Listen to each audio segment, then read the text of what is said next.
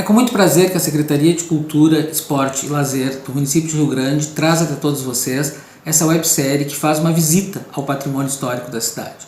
É muito importante que nós conheçamos o nosso passado. Nós somos os guardiões desse passado e nós somos responsáveis por deixar esse legado para as gerações futuras. E isso passa pelo conhecimento. Ninguém ama aquilo que não conhece. Então aproveitem essa websérie, conheçam o nosso patrimônio, tomem posse dele e orgulhem-se disso que é de todos nós.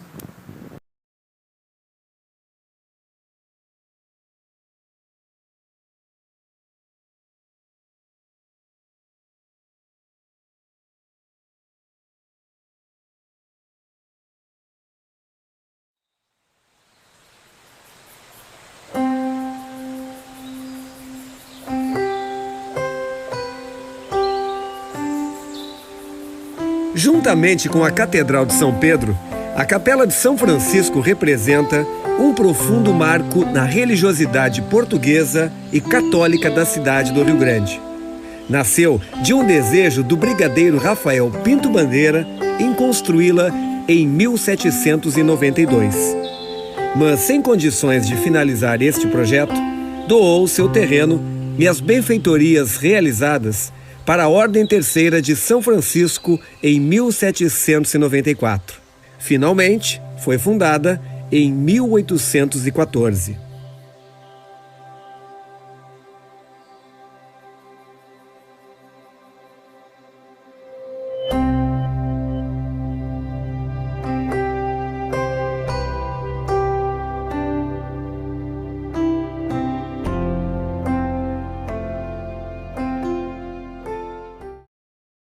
A Ordem Terceira de São Francisco, ao contrário das demais ordens franciscanas, é formada principalmente por leigos, de ambos os sexos, que continuam dedicando-se às suas vidas profissionais e familiares, mas submetem-se às regras espirituais e de conduta cristãs deixadas por seu fundador.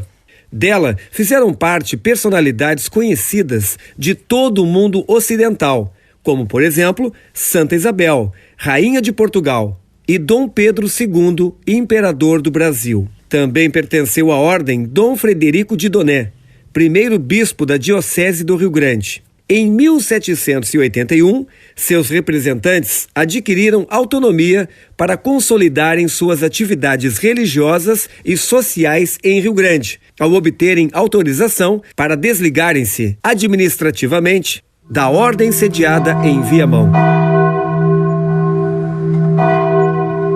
A capela foi construída em estilo barroco colonial português, possuindo uma fachada original de 3 portas, das quais somente 2 podem ser vistas internamente, além de tijolos e portais de pedras trazidos do Rio de Janeiro. Assim como a matriz de São Pedro, também serviu como cemitério, onde foram realizados mais de 100 enterramentos. Já no século XX, seu consistório abrigou durante muito tempo a redação e tipografia do jornal católico Cruzeiro do Sul.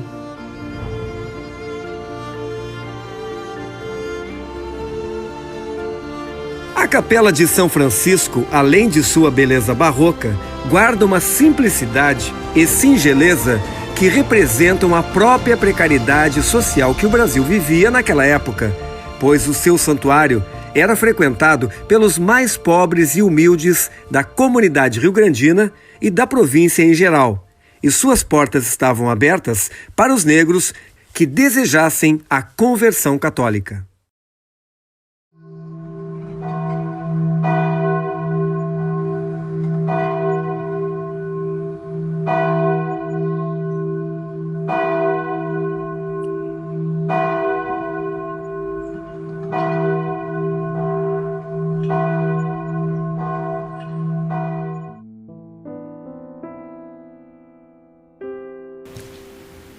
Se a gente perguntar para as pessoas da cidade onde fica a Capela São Francisco, ou se a conhecem, a grande maioria não vai saber responder, porque atualmente ela é mais conhecida como Museu Sacro. Mas o Museu Sacro, hoje, ele está no espaço do que um dia foi e continua sendo a Capela de São Francisco. um templo católico cristão que já tem mais de 200 anos e que guarda essa história simples, essa história discreta, que não chama atenção como a todas as outras grandes igrejas da cidade, mas está presente aqui todos os dias. Essa capela que recebia os mais simples, que recebia os negros durante a própria escravidão. A Capela de São Francisco simboliza exatamente isso. Não é à toa que ela leva o nome de São Francisco de Assis, porque ela representa exatamente isso, essa simplicidade, esse silêncio e essa humildade que fazem parte, mesmo que muitas vezes sem que as pessoas percebam, da própria história de Rio Grande.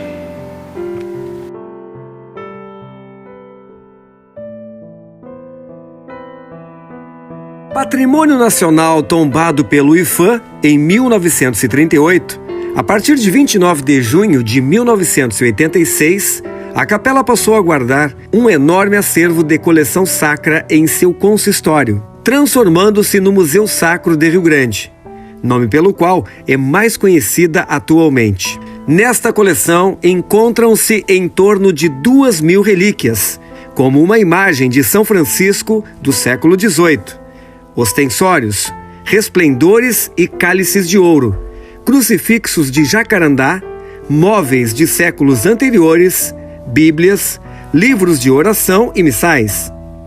Em 1999, a capela passou por um processo de restauração juntamente com a Catedral de São Pedro. Em 2000, a coleção sacra foi reaberta com uma nova museografia.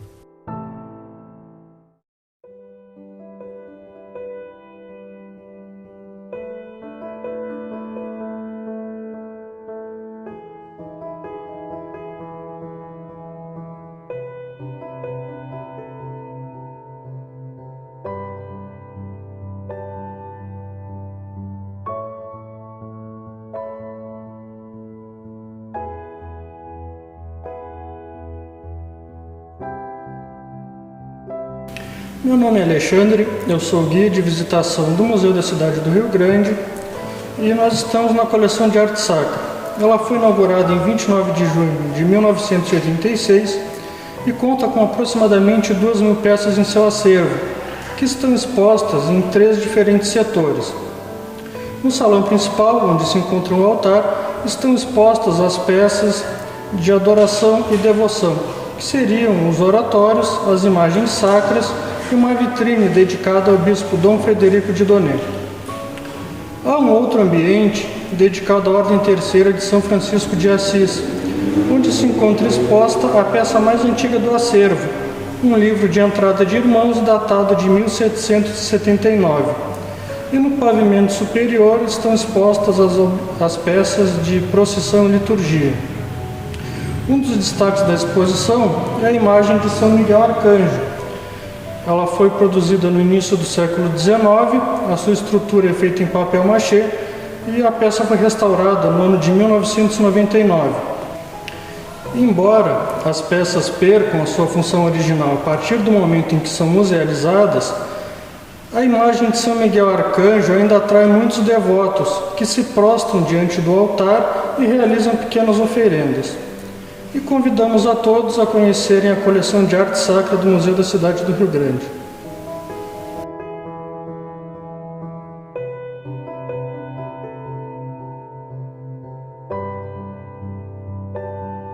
A imagem de São Francisco de Assis é a mais antiga da capela, em estilo barroco, datada do século XVIII. Ela é feita em madeira policromada, tem 76 centímetros de altura. Enquanto a capela estava sendo construída, ela ficou resguardada em um altar na Catedral de São Pedro.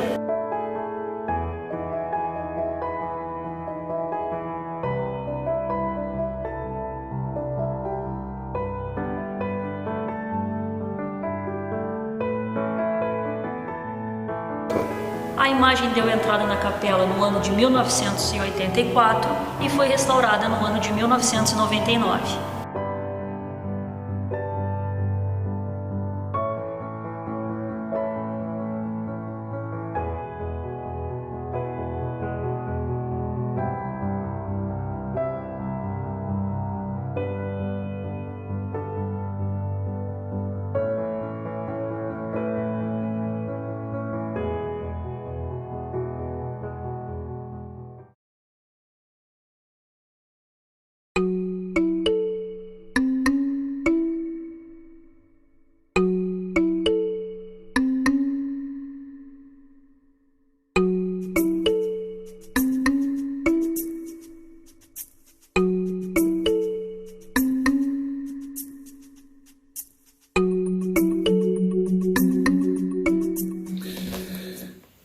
uma porta ficaria lacrada para sempre, especialmente se tratando de uma igreja.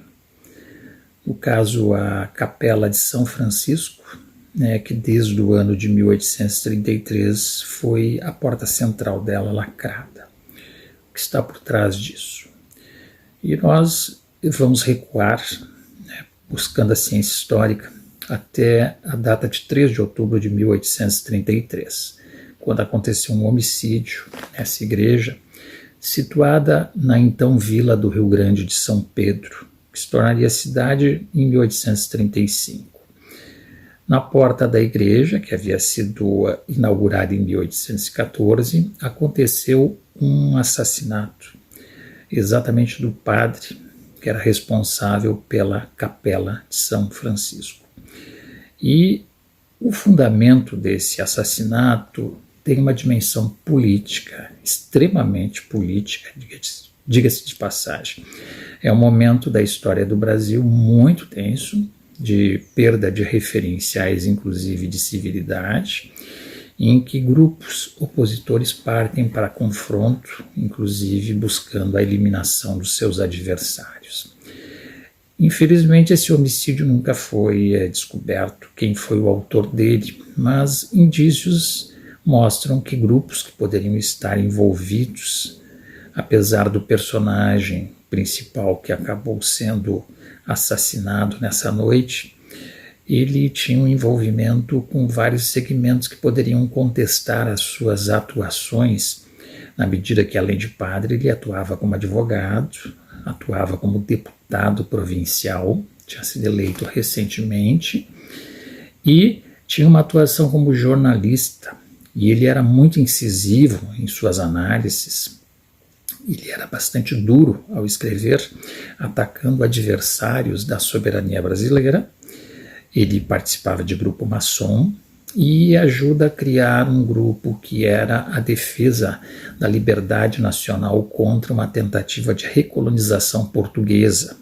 O Brasil vivia um momento de tensão bastante grande, desde a abdicação do Dom Pedro I, em 1831, e vai ocasionar esses confrontos políticos, inclusive com a preocupação de uma restauração dos portugueses no Brasil. Isso não era uma ficção, é alguma coisa que poderia ter acontecido, porque a presença portuguesa era muito forte no Brasil, especialmente entre as elites brasileiras. Era muito consistente essa presença entre comerciantes ligados ao Porto do Rio Grande, então junto à nossa área portuária, e que tinham interesses de restabelecer o vínculo com Portugal, e a partir dali com outros países também com maior amistosidade com outros países europeus.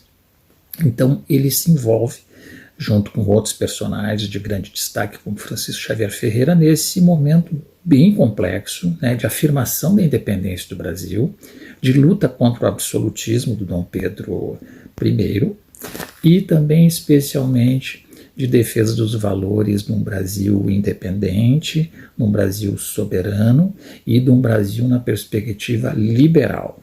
Então esse personagem é o Gaspar Viegas, o Padre Viegas, nascido em Portugal, e que veio ao Brasil por volta de 1822, ele já estava atuando aqui em Rio Grande, e que vai se tornar um jornalista destacado no primeiro jornal criado no interior do Rio Grande do Sul, que é o Noticiador, e nesse jornal a gente consegue captar um pouco do pensamento liberal radical dele, um pensamento assim que lembra muito o que vai acontecer pouco tempo depois, que é a Revolução Farroupilha.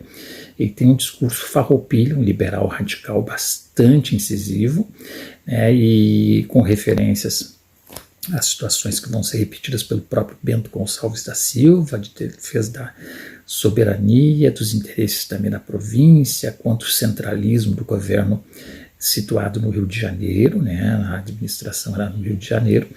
O resultado é que algum grupo, que na época eram chamados de caramurus, deve ter sido o autor, amando um assassino, amando de caramurus, que seriam os pró-portugueses, e contra os liberais, setores mais conservadores, teriam mandado assassinar o Padre Viegas na porta da própria igreja. Foi ali o local, talvez porque havia uma festividade aquela noite, com tiros de foguete, então foi um momento bom de dispersão, em que não se viu quem foi o autor do crime. né? E acabou, apesar de todas as tentativas posteriores, não se descobriu quem foi. A Vila do Rio Grande era situada próxima com a fronteira com o Uruguai. Isso facilitava, inclusive, de tirar de circulação personagens que fossem suspeitos, deixar esfriar e ficava do lado uruguaio, ou então nos campos neutrais, em direção a Santa Vitória, o que dificultava muito uma ação policial, né, de buscar quem eram os autores de crimes. E depois passava alguns meses ou anos, se voltava novamente ao convívio, né, isso era relativamente comum, esses assassinos de aluguel circularem por aqui nesse período.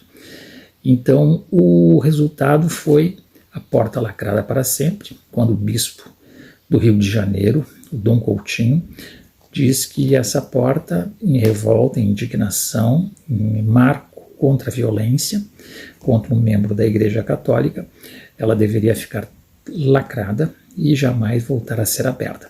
Se descobriu essa história quando se fez a restauração da Capela de São Francisco no final dos anos 90. Ali que essa história veio à tona quando perceberam na restauração que realmente a porta havia sido lacrada. Então, isso que já havia ficado esquecido no passado, mas que a documentação deixou registrada, acabou virando não uma lenda urbana, realmente era um fato histórico que aconteceu.